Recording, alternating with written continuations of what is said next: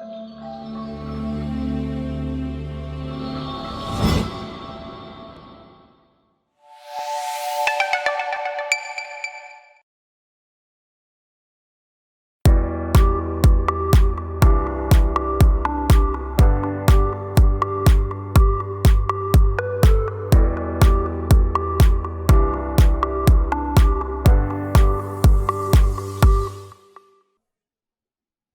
our last video, Jeremy did a great job of showing us exactly what to ask, what to expect, and the benefits of working with the right software provider for successful implementations.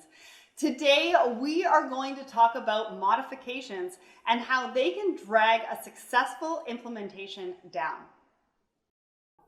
Hi, Jeremy. So Open Sky Group is known for its no modification policy. Before we dive into that, can you tell us what exactly modifications are? Yeah, that's a fun question always. Everybody seems to have a different interpretation of what a modification is. A modification is when you change the software to behave differently than the way it was intended to function.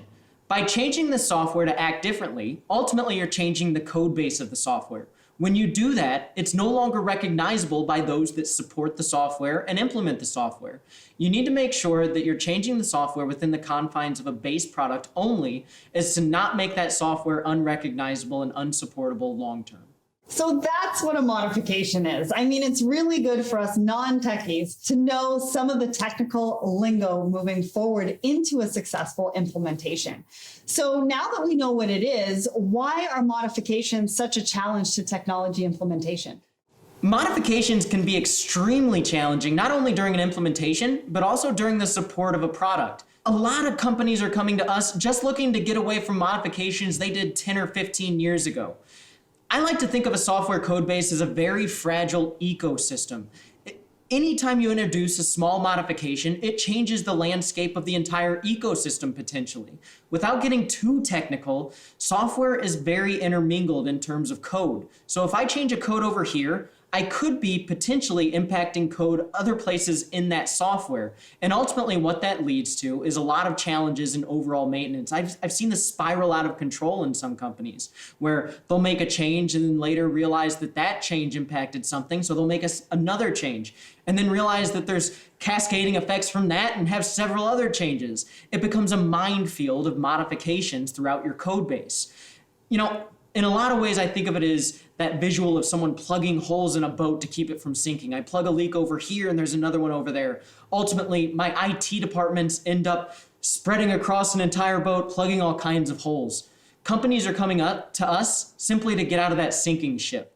I've also heard that implementation without modifications is almost impossible. So what is it that Open Sky Group does differently that allows you to offer your clients no modifications 100% of the time?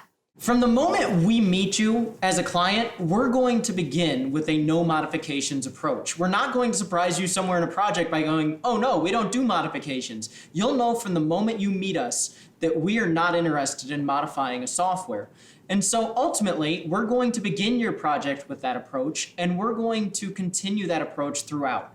A big piece that enables us to do that is a word called extensibility. So just to explain that a bit, a software does allow extensions within its core product. This allows you to maybe flex the software to fit a customer's need. Most software companies are aware that a software isn't a one-size-fits-all model. You're going to need some flexibility in sizing that software to a customer's specific fit.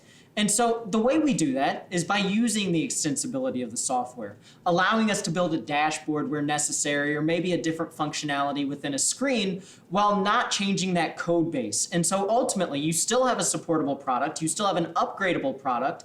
However, it's done within the extensibility model of that software. So I can extend it, I can allow you to have the dashboard, the visibility you need, and still take advantage of product upgrades.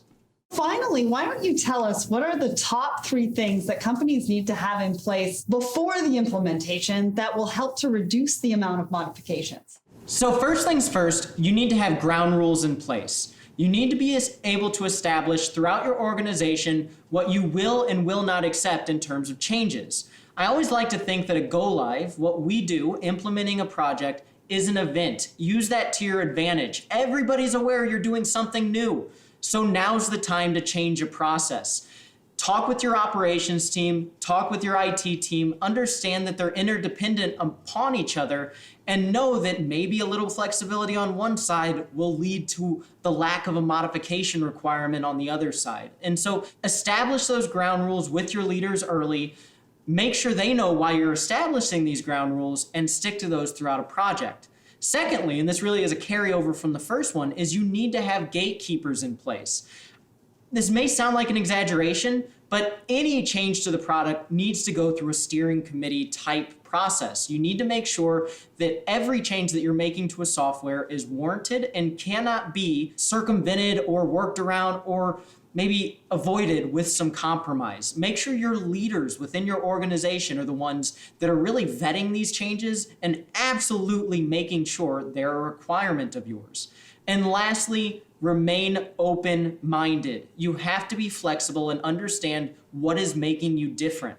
Softwares today were implemented and built based on best practices. So if you need to change that product, it's likely because you're doing something outside of a best practice. Why is that? Is it truly an advantage, or is it just that's the way we've always done it? Make sure you're asking those questions and remaining open-minded about your processes.